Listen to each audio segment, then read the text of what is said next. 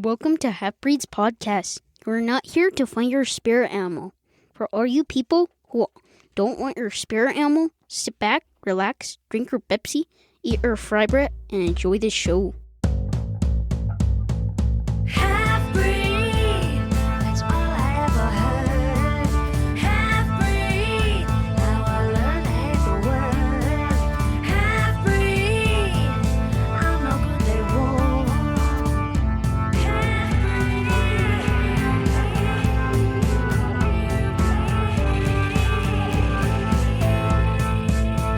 Half-breed.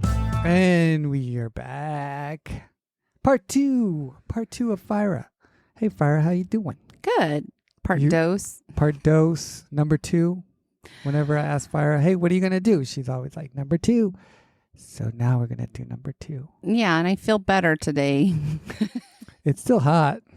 Yes, but I'm not letting it make me mad. Yeah, don't let it make you mad. Heat makes me mad. It's crazy. Well, part 1, we left off with middle school, boarding school, naughty girl. Middle school. Uh-huh. Yeah. Now let's go into high school, Yay. your older teenage years. Mhm. First off, where were you? We moved to Phoenix. Ooh, that was hot there. Ugh. Yeah. Yeah. And So really quick, I want to tell you a story. I think I told you this. So my mother was, I don't exactly know what she had quite going on in her life at that point. I know she was working for HP. And then once she Joy had to quit it and move to Phoenix. that was because HP closed down, right? Or was it just her choice? You're probably right. I think I don't remember. it might have closed Yeah. down. It's not there now. This was kind of funny and kind of embarrassing too, because I'm not religious anymore. But she had asked me, like,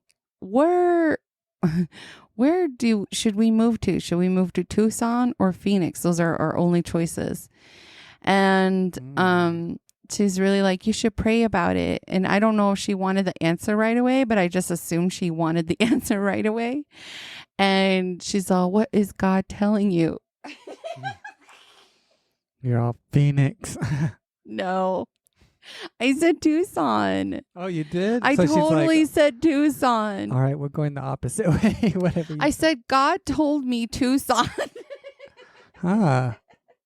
Well, he works in mysterious ways, I think. Oh my goodness. Okay, so I said Tucson. We ended up in Phoenix for some dumb reason. Maybe because we had family out in Phoenix. That So makes sense. Yeah. I have to take this off. It's sweaty. But I think that's why we moved there, because my uncles were there. I had family there. So aunties, uncles, her cousins, they all lived out there. Mhm. And we had to stay with a couple uncles out there while we got settled in. Yeah. So that's how we ended up in Phoenix. That's what my thinking is. It wasn't God. I guess not. He said Tucson. God said Tucson. He's all Wildcat. So I thought that was funny. How she was like, pray about it. Ask God. And I'm like, God is telling me Tucson. Like, no, well, I say Phoenix. And then she just goes there. Yeah. Maybe it was a good thing, though, because back in the 90s, I honestly don't know what Tucson was like, but my imagination and just kind of the rumor mill is that there are a bunch of snowbirds out there. Oh, yeah. Snowbirds. Well, So that's like that boomer population, baby boomer, white baby boomers. Phoenix probably has a lot of snowbirds, too. I think in certain areas there were, mainly in Yuma. Scottsdale. Yuma, too. Yuma has snowbirds? I don't think so. Any hot place. But Scottsdale was the snowbird area Capital of of the world. time. And we moved to we migrated west. So it was West Phoenix. That was before what's that interstate out there. No, it's the Loop. 202? I don't know. It's expanded significantly in the past 30 years. And I was literally at the end. We were on, like, the next street over was 91st Avenue, and there was nothing out there. So it was all cornfields. We lived in the west side of Phoenix. And I went to 2 different schools when I went to high school. So the first one being Central High School, which was really cool. It was a culture shock for me, in a sense that culture, the norms of being a teenager, the kinds of things that you only see on TV in movies. Yeah, like teen pregnancy, gangs. Just kidding. I don't want to be people in gangs. Well, going from a boarding school to that, that's... Oh, yeah, from the reservation to that. It was crazy. Like Central High School, that's Central Phoenix. I remember someone telling me, because we used to get these bus passes, these monthly city bus passes. They were free to students. And I'd have to take mine all the way down to 23rd Avenue in Indian School, which is like super ghetto now. It's like you don't get caught there now. And here I am, 14 years old. And they were like, find your way around Phoenix. Bye-bye. Go to school. Yep. And then come back. There's a couple times where I got lost. But I remember, anyways, someone was telling me, like, at the bus stop, like, oh, some kid got stabbed here last month. And I was like, what? A high school kid. He was about your age. I was just like, what? Oh my God, I'm so scared now. So I stopped waiting there at that bus stop, and I walked to like Camelback and took the bus there, which was dumb because we lived closer to Indian School than Camelback. But I learned that later. I had to learn all that on my own. But Central High was like crazy. I think it was too big to just be exploring my identity at that time. There was a lot. It was very mixed. And since there was a lot of students there, it was kind of like half Hispanic, half white, half everything else. Yeah. And I did make a friend. She was a Latina friend. And then when I was in cross country, I had made an indigenous friend, another Navajo girl. She was faster than me in cross country. But that's where I excelled in sports that time. And then when I went to, when we moved to the west side, that's when I ended up in Tolleson after not being able to get into Independence High School. And, I did not want to go to Trevor Brown, even though that was like a mile from me. Their colors were ugly. Their school colors? Yes. What was it? It was orange and brown. Oh, yeah. Ugly. But anyways, so that was the first half. In the second half, I moved to the further west and ended up in Tolleson Union High School, which was literally like farm town. So it was a mixture of the Hispanic population and the white population. So you had your farmers, kind of like here. It kind of reminds me of Tolleson days. How did the other students treat you there? Were you... Okay, now this is interesting. When I first arrived, I made a friend. I made a Latina friend. And but in school, they had these cliques, right? As the 90s are. The jocks and the socias, the jets. So there was these group of white people that were like the farmers, the country people. And I don't know how I ended up in that clique. You're all chewing skull saying, howdy, y'all. I don't know how I ended up in that clique first. It was really weird. But thinking about my high school days there, I just kind of jumped around. I was just like, I just wanted, to hang out with everybody. Yeah. It was cool. And I think things were going good at home at the time. There was a really good Native group that I tried to hang out with more. It was small, but it was like as soon as they found out I was Indigenous, it was like They pulled you in. they pulled me in. Cool. They're like, you need to become a member. Just kidding. But they were like into powwows and stuff like that. So I didn't really know the powwow life. They were absent a lot. We didn't have a lot of classes together. So when they were around, that's who I hung out with, was the Indigenous group, and made some friends there. And we're still friends today. But I also hung out with the, I want to say it was called the Mecha group.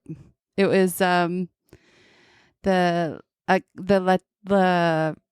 Latinas, and it stood for like Mexican. The Flacas. Did it stand for Mexican? Oh my God. I don't know what it stood for. Mecca? Is it Mecca or Mecha? I don't know. Anyways, I hung out with them because I just felt like a chola Simone. sometimes.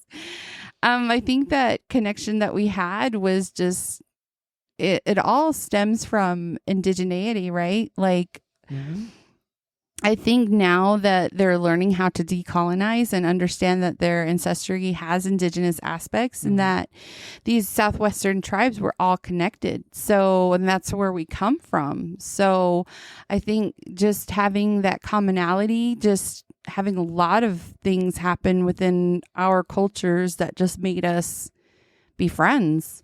So I hung out a lot with the Latino population towards the end. Yeah. Were you sad girl? What was your name when you were sad girl? What?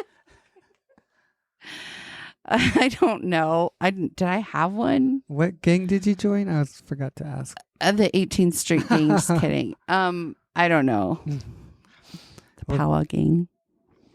Did you attend any powwows? At the time with my bros, I don't think so. It's not. Sometimes my memory of that time isn't very good. Yeah. I mean, I have friends who are like, oh, remember that time we did this? I don't. It's weird.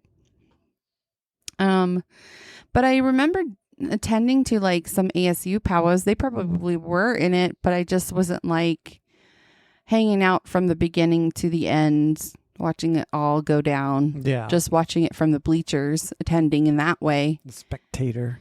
As a spectator. Thank you. Okay. So after high school. Oh, God. Yeah, let's unlock some more memories. High school, what was your moves? What'd you do? I had ninja moves. Ninja boobs. That too. So high school ended for me when I was a junior. And then I became an adult. I met a friend in high school who was a friend first. We were friends for a couple years, and I thought he was Puerto Rican. But because we were such good friends, which we should have stayed friends, it was one of those relationships that should have just stayed as friends and not went further. But a lot of things had happened in my life at that point. So I did drop out after junior year just because, the stereotypical shit that happens to Native Americans happened in my personal life. So my mom's alcoholism just became out of control, and it just led to the destruction of our little family. And, there's a lot to unpack there, but I, fast forward a little bit. At 19, I became married. Just dumb, like young. Nobody should be married at that age. But that's what we thought we had to do. And there are other factors that led to that haste decision because it wasn't something that we had really thought about or took the time to think about. We just did it. And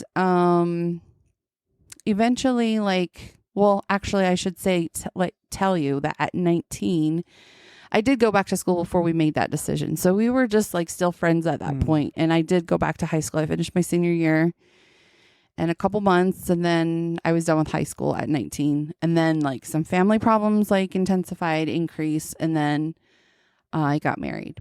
But in that time, I don't think I had time to really explore my identity because I was just so depressed with the traumas that had happened in my life and how everything was moving so fast. I didn't have time to process anything. It was time to grow up and be an adult, and you got bills to pay.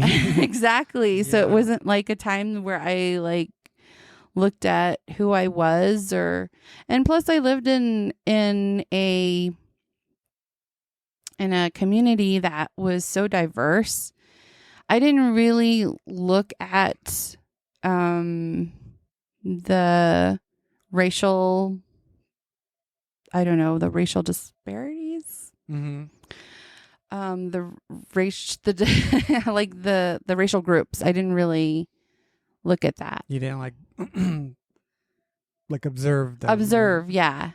I'm at a loss for words today. But yeah, I didn't really look at that. So it was good. And then just like so many other things had happened, like that just created more trauma, like the loss of my Nolly lady, the death of my cousin brother, just, all these things happening. And then at the same time, like not having a good marriage because I was so young and I was still growing myself that that failed. And I was still like, I felt like I was coming into my own in a way. So I had these kind of like ideas like my mom did. I think I spoke earlier about how she was just like assimilated. And to me, I just think that was, I guess, what needed to happen or what should happen in terms of like getting what I want because I'm an American. I don't know. So, yeah. I know you did in Phoenix, like after you did get your diploma, you went back into college. And then after that, after a couple years there, then that's when you went to Colorado State. Oh, that was like way later. So for like most of my young adult life happened. L-I-V-I-N. I was too busy like partying and after like the divorce and separation. You're like, I'm free. I was not in a mood to settle down or anything. I was free. I did feel free. My mom, I thought like in the year that my grandmother passed and my cousin passed, I thought she was going to die that year because she had health problems herself and she was going through chemotherapy and she went down to 90 pounds. She looked like death at the time. So I thought she didn't have much time, and I was just kind of like making amends with her because is it amends or men's? Whatever. Yeah, making amends. And I was in the process of doing that. It just, I don't know. I didn't really like take the time once again to really explore my identity. I know in the year prior, wait, when was this? No. So she ended overcoming that. And then when my divorce was finalized, I decided to move because that's, I think, the start of my identity began when I wanted to know more about my dad's side. So this was late 2000s. So about my mid-20s. Mid-20s. And before that, did you talk with your dad? Did you keep in contact? Yeah, and I think that started back up when my grandmother died, his mother. Oh, I gotcha. Yeah. So I think there was kind of like he wanted to feel some sort of connection in a way that he didn't get with his mom, probably. I don't know. So he started talking to me again. And then at that time, like the last time I had visited him was in 2000. And it didn't go well then. So we started talking like 5 years later. And it was kind of a way to get to know him. And he seemed, at the time, nicer. But come to find out, I learned, like, even through my Nolly lady, that he's got mental health issues too, dealing with his own traumas. But, and that explains a lot. But I really did want to get to know him. So I think that's where my identity journey started, is because I wanted to get to know that side of me. I never explored that. And that was something that I wanted to do. And my mom was for it. She was, even though she hated him, up until the day she died, she hated him. And I get that too. But she encouraged me to get to know him too, despite him being, Dan, be with him, Dan. Yep. Despite him being abusive towards me. So she just was supportive in that way, just maybe because I was an adult. Yeah. She always told me, though, like, never forget who you are. You're Navajo first. She reiterates that a lot, or reiterated that quite a lot. But that's where it began, in search of my identity. Then I got in trouble. How'd you get in trouble? I met some young, dumb pink. I gotcha.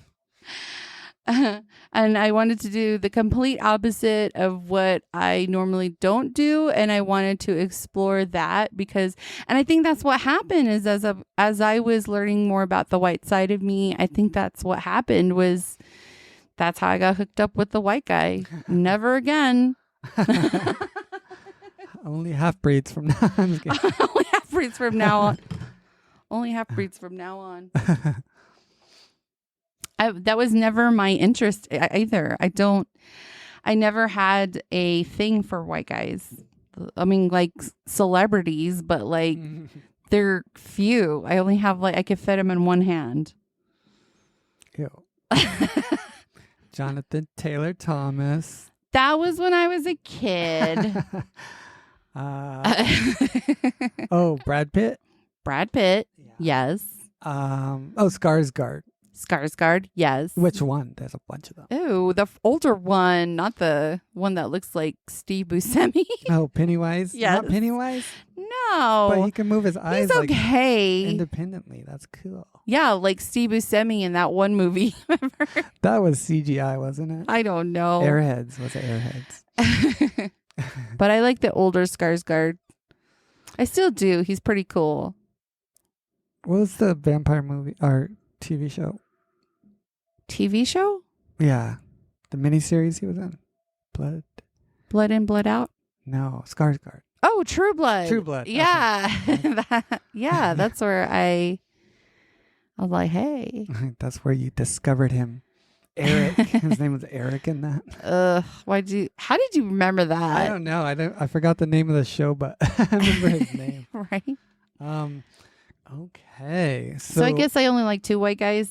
I like two white guys there. Yeah. So I don't really like. Well, it wasn't my thing. You were into Johnny Depp for a minute. Actually, I wasn't. No, and I like Keanu Reeves, but I like his personality, and I think that could work because I'm a personality person. Mm-hmm. But everybody thinks he's handsome, and that's fine. His beard's not that good. He's okay, like look-wise, but I could totally fall in love with him if you were dead. When you're dead. When you're dead. Well, hey.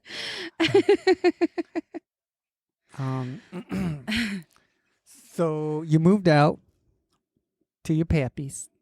To my pappies, yep, to get to know him. And then it all went to fucking shit. Oh, no. My pappy was not very supportive. The minute I got out there, it was like, turn all, around and "Who come are back. you?" Exactly. That sucked so bad for Oh, me. Yeah. I imagine you had to like put down your guards to even go out there because For reals. and then for it to go like that. But then then it's like, oh, it's no wonder I have my walls up and why I was such an Yeah. asshole is because of people like him, my own father. I only stayed there for probably about a week. He literally told me he didn't want another burden.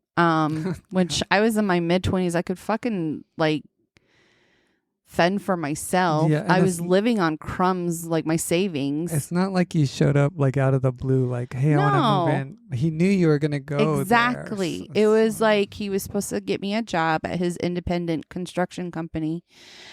And I don't know what happened. Maybe something happened in his relationship where it just went downhill fast, I guess. I don't know. There's some things that happened and that within his story. And I don't really want to tell. I guess that's not my story to tell. And I don't care. But I was only there for a week and I didn't want to turn around. I don't want to turn around and like face defeat. Like that's what I thought about it. How do you look back at it now? Like what would, if you could have done something different, I would have turned around and gone back home because instead of having this pride that I had, which I'm a Leo. Yes. Like I have pride, but I didn't want to look defeated. And it's not about that. It's about being able to turn around and be like, it's okay. It didn't work out. Yeah. You lasted a week, but I literally like quit my job, a good job. I moved out of an apartment. Like it was a lot. Yeah, uprooting. Like, Yeah. that's where you grew up. And Yeah. And I left my sister behind, which I didn't want to do. But at the same time, I was trying to, and that was another thing is I was trying to break that relationship between me and my sister of the mother relationship instead of the sister. We didn't have that sister relationship. It was kind of like that documentary of that white lady we're watching. Oh, what's it called? The Perfect Wife. Oh, is that the Panini girl? Papini? Papini. Oh, okay. Yeah, Papini lady. And she had the same relationship with her sister. Oh, yeah. But I don't think my little sister's crazy. Like her. No. No, but it was just a hard, it was a lot going on. The thing I enjoyed most about that experience was the timing my mom had that week in driving cross country. Oh, okay. So you drove out there with your mom? Yeah, it was like, it's one of those core memories that I have. It's just beautiful. And it was a time when we weren't fighting because most of the time we were fighting. So being able to have that moment with her, just to be traveling and just telling stories, whether they were true or not, because my mom was known to exaggerate. It was really fun. And she was cool to hang out with because I also think it had a lot to do with her age. She wasn't that much older than me. So that was fun. And she was like 45, 46 when she traveled out there. And that's how old you are now. So that's wild to think about. You guys were good road buddies. We're good road buddies. And yeah, and even my dad was like, if she wants to have dinner when she got, that was so funny. And my mom's like, ew, no. What? Yeah, that was so funny. And I wouldn't put it past my dad to try to hit on my mom again because she was the prettiest of all his wives. Not gonna lie. Did you Not tell your just 'cause dad? he's my Mom said no. Yeah. He's all, wah. He's all, fine. Well, then you get out too. Yeah, that's probably what. Probably. He's all taking it out on me. Yeah. No, I didn't. I wish that it was more encouraged that it's okay that if you mess up, you can always come back home.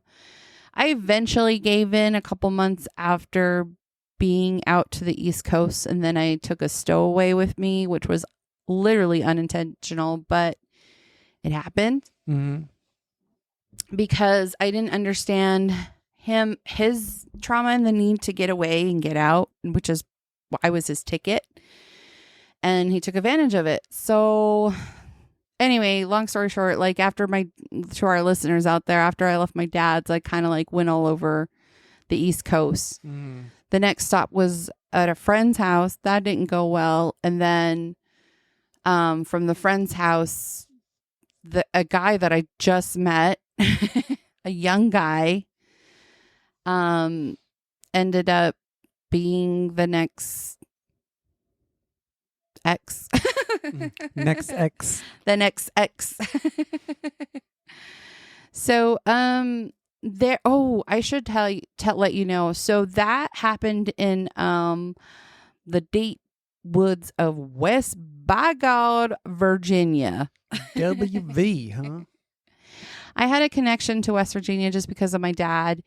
He likes to say that he was the 1976 state wrestling champ of West Virginia. That's his whole glory days. His alma mater is like Roy Munson.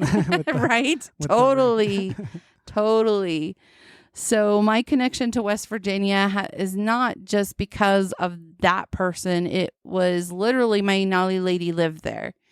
She retired to Florida, as all the most white people do, and lived out her last days there. But for the most part, like I would go to like her house for the summer, or I think we went a couple Christmases. We went back and forth from Pittsburgh to West Virginia, like the panhandle of West Virginia. But she lived in a really beautiful area. It was like, remember when we went to go see my uncle in Virginia on those hills? The hills and the trees. And yeah. But it was more like foresty, I think, where she lived. It was really beautiful. It was some good memories there with her and her only. Oh my God. So, anyways, going back to West Virginia, my identity there, I want to say that that's when it really started to shine. I was the Indian girl.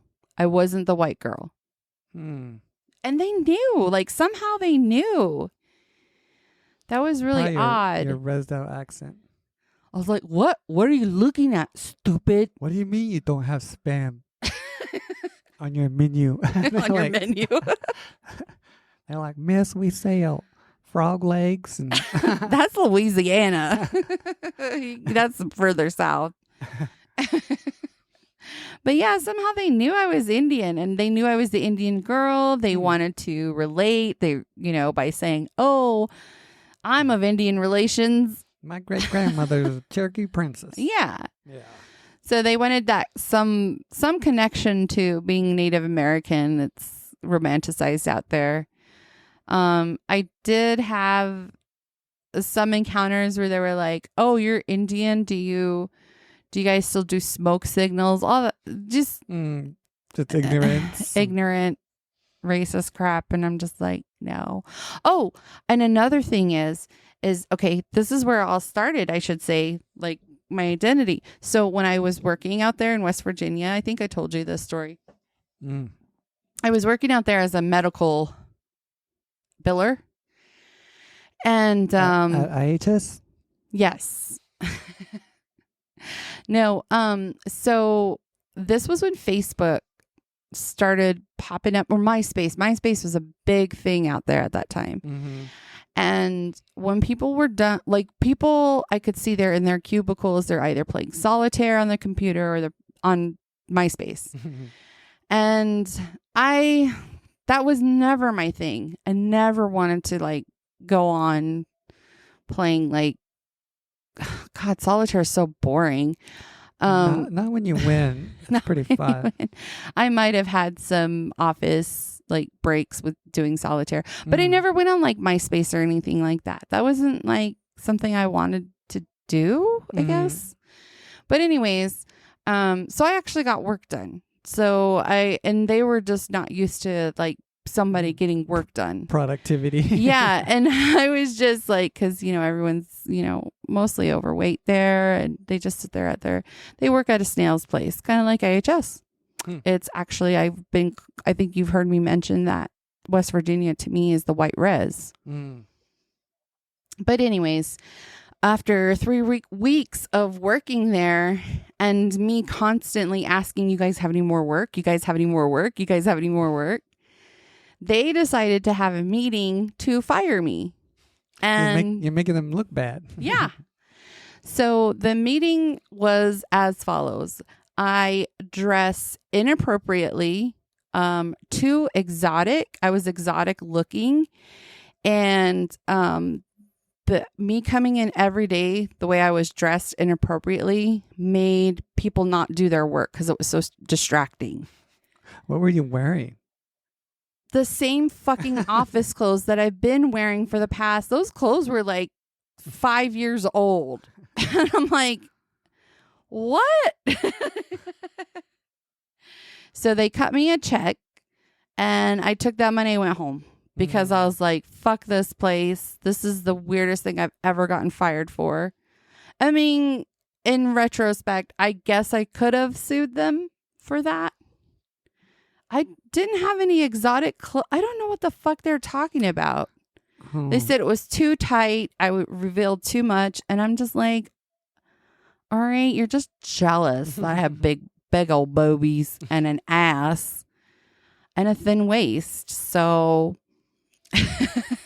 I wore fitting clothes that fit.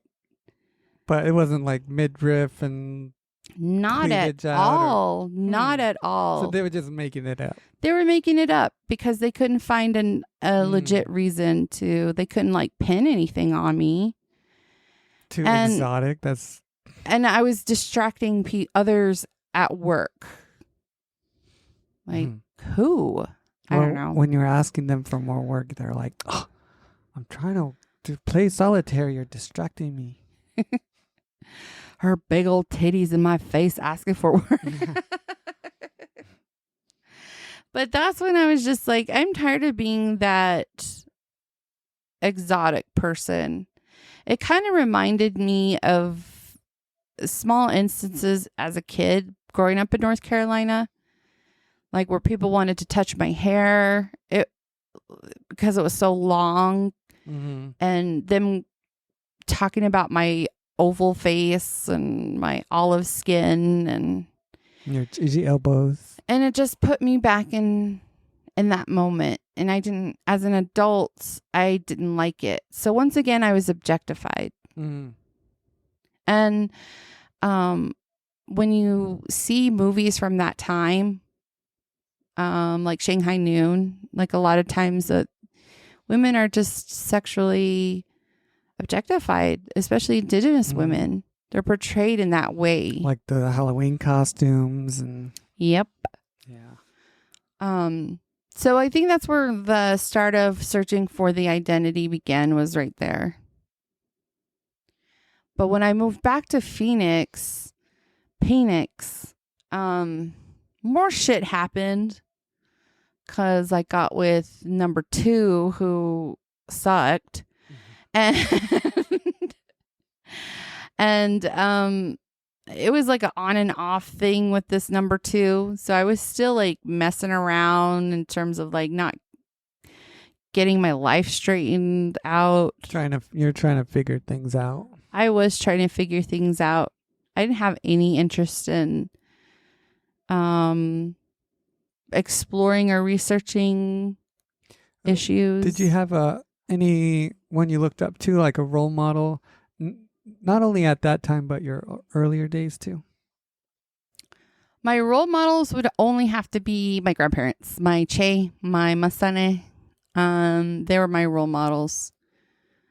I know grandparents treat their grandkids differently than their own kids. Yeah. So I'm hearing like some of the traumatic stories of like not only my mom, but like her siblings, how their relationship was with their parents. Oh, yeah. So I can't see any side of my grandparents being the way they were. Uh-huh. But they have caused these traumas with their own kids that it passed down to me. But they never like did that to me. Yeah. So, to me, those were mentors. At the time, my aunties were mentors. Who else was a mentor? So when you're trying to figure things out, did you ask them? Did they tell you like, oh, you should do this or that? Or... They influenced me in different ways. Like, I think it came from more of a religious aspect. And we all know like the Christianity is more centered around colonialism. Mm-hmm. So, and just that, white ideology, the Western, is it not Western, Eastern? I don't know. I don't know my East and West. European ideology. Yeah, Western. Yeah. So it's sad because they come from that boarding school mentality and them trying to get through their own traumas. This is what we call generational trauma. It just passed down. So the mentorship was really hard to obtain in those days. Mm. But yeah, as an adult, I think that personal experiences played a role in me trying to find how I identify. Just kind of like summarizing my childhood and my adulthood. That's what I was learning to do in these experiences that I was having. And I put it all together because they were all traumatic, because I carried that with me into adulthood. I never really tried to resolve it. And when I was like out there partying, just doing whatever, that's not resolving it. That's just covering it up. Yeah, that's all it was doing. And then I got pregnant. No more partying.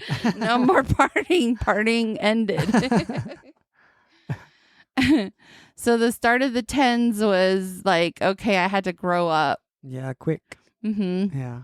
I was going to school for music, and that was a passion of mine. Oh, yeah. But You used to scat. Can you give us a... Shut up. Can you give us a little taste? No. Scoobity boop. Skibbity doodah.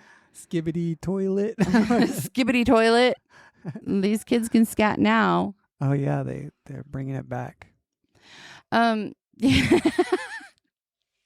Thank you for bringing that up. Oh, yeah. I got to find the video. There's a video out there. I got to find Oh, my God. I hope not. I'll Gotta. shoot myself. I'm telling you, the kids will have no mom. No, we'll all watch it together. No, thank you. Okay, so after music, like when you're going to college for music, and then when you got preggers, I got preggers by you spiritually. No, I was kidding. In your mind. Yeah. You impregnated me. How Jeebus got born. Yes. I'm just kidding. So after I got preggers, I was just like, all right, I guess I gotta grow up now. No more music. No more music. Scat career's got to go on the back burner. Yep, my scat career's done. That was when I had to grow up. Think of like more realistic jobs that would be able to support me, because I already knew number 2 wasn't gonna stick around. And so I decided, oh, you know what sounds like a good idea? I want to look at nutrition, because nutrition, like there's diabetes running rampant through the Navajo Nation. Still is. Still is. And like COVID's coming up, like you knew. Like I knew, right? No, that was like how I went into nutrition, and then I ended up at CSU on a Native Women in Science scholarship. And to add to my problems, another blessing, stupid, was on the way. But I didn't find out I was preggers until after I got accepted into CSU. On your first day of class. I was like, oh shit. So I didn't know I was pregnant with number 2 until like halfway through the pregnancy. That was wild because I didn't show. And that was a huge surprise. I bet. So I did all that on my own. Got rid of number 2, became a single mom, and raised the kids out there in Colorado. And in that time, that's when I fell into ethnic studies because of an incident.